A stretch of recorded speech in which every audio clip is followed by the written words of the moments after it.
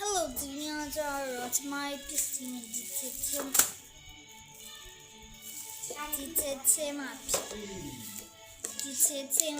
ပါတယ်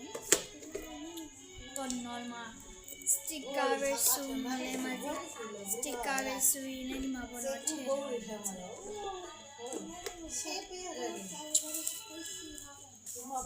ဒီမှာပေါ်တော့ဒီထဲမှာကျတော့ဘာလို့ရှိလို့ဆိုတော့ကြည့်လိုက်ရအောင်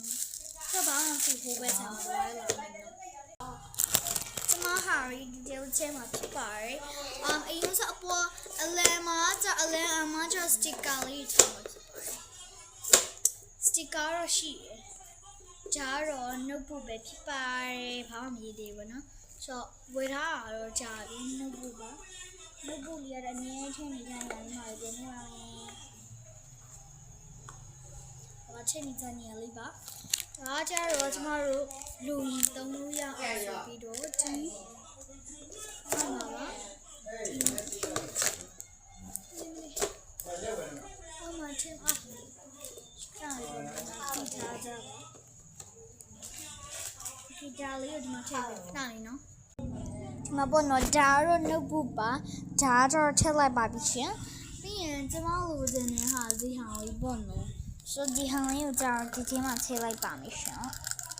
ဆိုတော့အဲ့ဒီအောက်ကကြာတော့ကျမရဲ့အောက်ကဟာရကြာတော့ကျမရဲ့ဒီကပေါ့နော်ပစ္စည်းလေးတွေပေါ့နော်မှာပါဘာပါလဲစတစ်ကာတွေဆိုရင်လည်းစုံလင်နေအောင်ထည့်ထားပေးပါရယ်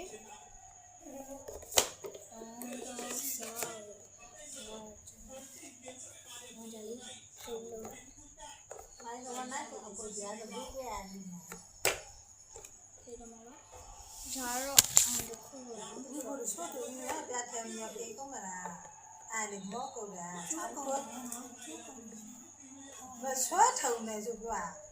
你要摸呢没有摸咪咪他那只好按了阿婆嘛按了阿来嘛